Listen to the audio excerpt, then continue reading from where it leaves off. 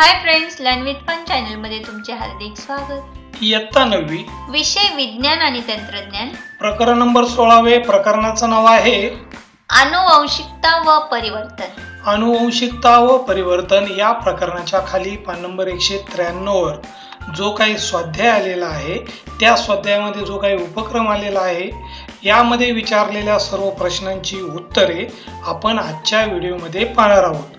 चला तर सुरू करूया या प्रकरणाच्या खाली आलेल्या सर्व प्रश्नांची उत्तरे। आपल्याला प्रश्न क्रमांक पहिला दिलेला आहे, कंसात दिलेल्या पर्यायांपैकी योग्य पर्याय निवडून वाक्य पूर्ण करा। आपल्याला इथं कंसामध्ये पर्याय दिलेले आहे तर योग्य पर्याय निवडून वाक्य पूर्ण करायचे आहे। तर अ दिलेला आहे, आनुवंशिक लक्षणे मातापित्यांकडून त्यांच्या संततीमध्ये संक्रमित करतात म्हणून टिंबटिंबांना आनुवंशिकतेचे कार्यकारी घटक म्हणतात। तर जनुकांना आनुवंशिकतेचे कार्यकारी घटक असे म्हणतात। आपल्याला याच खाली आ दिलेला आहे, पुनरुत्पादनाच्या टिंबटिंब प्रक्रियेने निर्माण होणाऱ्या सजीवात सूक्ष्म भेद असतात। तर अलैंगिक प्रजनन प्रक्रियेने निर्माण होणाऱ्या सजीवात सूक्ष्म भेद असतात। यानंतर याच खाली दिलेला आहे, सजीवांच्या पेशी केंद्रकात असणारा व अनुवंशिक गुणधर्म वाहून नेणारा घटक म्हणजे टिंबटिंब होय। तर तो घटक म्हणजे गुणसूत्रे होय। यानंतर पुढे ई दिलेला आहे, गुणसूत्रे मुख्यतः टिंबटिंबांनी बनलेली असतात। तर गुणसूत्रे मुख्यतः डीएनए ने बनलेली असतात। आणि याच खाली उ दिलेला आहे, पुनरुत्पादनाच्या टिंबटिंब प्रक्रियेने निर्माण होणाऱ्या सजीवांतील भेद जास्त असतात। तर लैंगिक प्रजनन प्रक्रियेने। यानंतर पुढे आपल्याला प्रश्न क्रमांक दुसरा दिलेला आहे, स्पष्टीकरण लिहा। स्पष्टीकरण लिहामध्ये आपल्याला अ दिलेला आहे, मेंडेलची एक संकर संतती कोणत्याही एका संकराद्वारे स्पष्ट करा। तर मेंडेलची एक संकर संतती कोणत्याही एका संकराद्वारे आपल्याला स्पष्ट करायची आहे। तर ती आपल्याला या पद्धतीने स्पष्ट करता येईल।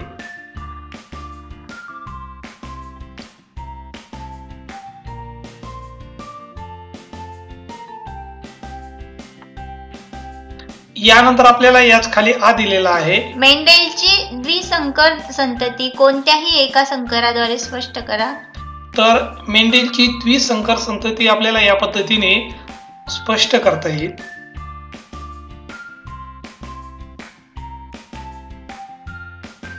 यानंतर आपल्याला याच खाली ई दिलेला आहे, मेंडेलची एक संकर व द्विसंकर संतती यातील फरकांचे मुद्दे लिहा। तर दोन्ही एक संकर आणि द्विसंकर मधील आपल्याला संतती यातील फरकाचे मुद्दे लिहायचे आहे। तर मेंडेलची एक संकर संतती विरुद्ध लक्षणाच्या एकच जोडी असलेल्या सजीवांमध्ये संकर घडवून आणतात। विरुद्ध लक्षणाच्या दोन जोड्या असलेल्या सजीवांमध्ये संकर घडवून आणतात। जनुकांचा प्रभाव ठरवण्यासाठी उपयुक्त आहे। संततीच्या वर्गीकरणाचा अभ्यास करण्यासाठी उपयुक्त आहे। उदाहरण द्यायचं ठरलं तर उंच आणि भुटकी वनस्पती यांच्यातील संतती। आणि उदाहरण द्यायचं असेल तर लाल फूल असलेल्या उंच वनस्पती आणि पांढरे फूल असलेल्या भुटकी वनस्पती यांच्यातील संतती। यानंतर याच खाली पुढचा ई दिलेला आहे, जनुकीय विकार असलेल्या रुग्णांबरोबर राहण्याचे टाळणे योग्य आहे का? तर ते योग्य नाहीये। तर याचं कारण आहे, जनुकीय विकार हा संक्रमित होणारा रोग नाहीये। आई व वडिलांकडून त्यांच्या संततीमध्ये जनुकीय विकार येतो। जनुकीय विकार असणाऱ्या अपत्यांना आधार देणे आवश्यक असतो। त्यांच्या कुटुंबाला आधार देण्यासाठी जनुकीय विकार असलेल्या रुग्णाबरोबर राहण्याचे टाळणे योग्य नाही, म्हणून आपण राहिलं पाहिजे। यानंतर आपल्याला पुढे प्रश्न क्रमांक तिसरा दिलेला आहे, पुढील प्रश्नांची उत्तरे तुमच्या शब्दात लिहा। तर आपल्याला या ठिकाणी 5 उपप्रश्न दिलेले आहेत। तर त्यांची उत्तरे आपल्याला आपल्या शब्दामध्ये लिहायची आहे। तर पैकी अ आहे, गुणसूत्रे म्हणजे काय हे सांगून त्यांचे प्रकार स्पष्ट करा। तर गुणसूत्र म्हणजे काय ते सांगून आपल्याला त्यांचे प्रकार स्पष्ट करायचे आहे। तर गुणसूत्र सजीवांच्या पेशी केंद्रकात असणाऱ्या व आनुवंशिक गुणधर्म वाहून नेणारा घटक म्हणजे गुणसूत्र होय। गुणसूत्राचे प्रकार आपल्याला पुढील पद्धतीने स्पष्ट करता येईल। पहिला प्रकार आहे मध्यकेंद्री, दुसरा उपमध्यकेंद्री, 3 अग्रकेंद्री आणि अंत्यकेंद्री। यानंतर आपल्याला याच खाली आ दिलेला आहे, डीएनए रेणूची रचना स्पष्ट करा। तर आपल्याला DNA रेणूची रचना स्पष्ट करायची आहे, तर ती रचना आपल्याला या पद्धतीने स्पष्ट करता येईल.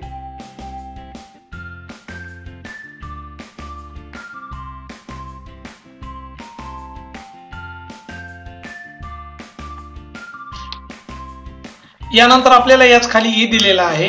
DNA फिंगरप्रिंटिंगचा कशा प्रकारे उपयोग होऊ शकेल याबाबत तुमचे मत व्यक्त करा.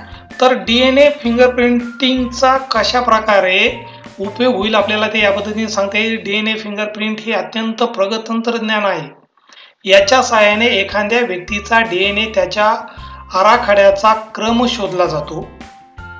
त्याचबरोबर या तंत्राचा वापर गुन्हेगारांची ओळख पटवण्यासाठी केला जातो. त्याचबरोबर एखाद्या बेवारस मृत व्यक्तीची अचूक ओळख पटवण्यासाठी देखील या तंत्राचा वापर करतात. त्याचबरोबर पालकत्व सिद्ध करण्यासाठी आपला वंश ओळखण्यासाठी DNA फिंगरप्रिंटिंगचा उपयोग करतात आणि उत्खननात जीर्ण अवशेष मिळाल्यास त्याचाही अभ्यास या तंत्राने केला जातो. व्हिडिओ आवडला असेल तर लाईक या बटनावर क्लिक करा, चॅनलला सबस्क्राईब करा आणि तुमच्या मित्रमैत्रिणीला हा व्हिडिओ शेअर करा. कॉमेंट बॉक्समध्ये तुमचे नाव व गावाचे नाव कमेंट करा. यानंतर आपल्याला पुढचाही दिलेला आहे. RNA ची रचना, कार्य व प्रकार स्पष्ट करा. आपल्याला RNA ची रचना पण त्याचं कार्य आणि प्रकार आपल्याला स्पष्ट करायचे आहे. तर RNA ची रचना, त्यानंतर पुढे RNA चे कार्य आणि त्याचे प्रकार आपल्याला या ठिकाणी स्पष्ट करता येईल.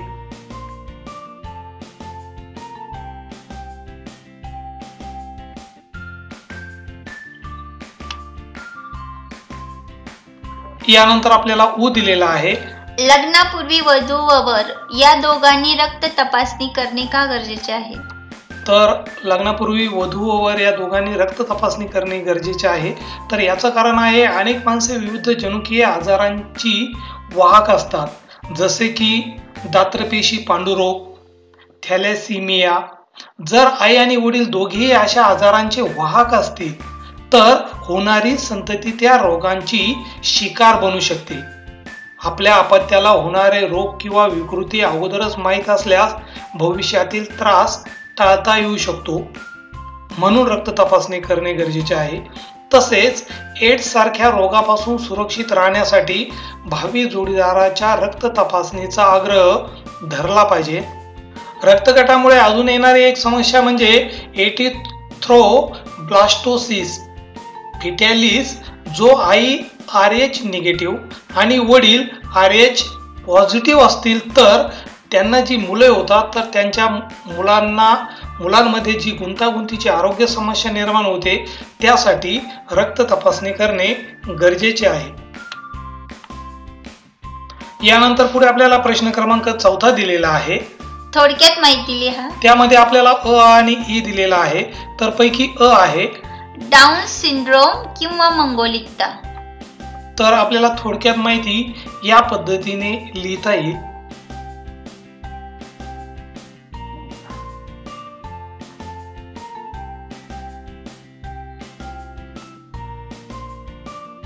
यानंतर आपल्याला याच खाली आ दिलेला आहे. एक जनुकीय विकृती. तर एक जनकीय विकृतीची आपल्याला थोडक्यात माहिती या पद्धतीने लिहिता येईल.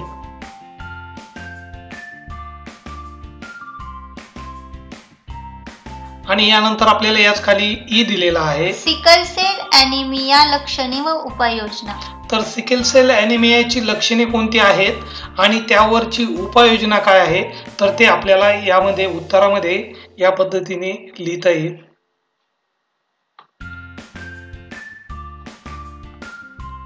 यानंतर पुढे आपल्याला प्रश्न क्रमांक 5 दिलेला आहे. अ, ब व क गटांचा परस्परांशी काय संबंध आहे? या ठिकाणी आपल्याला अ गट, ब गट आणि क गट दिलेला आहे. तर त्यांचा परस्परांशी काय संबंध आहे, तर ते आपल्याला उत्तरामध्ये लिहायचं आहे. तर त्यांचा संबंध आपल्याला या पद्धतीने लिहिता येईल.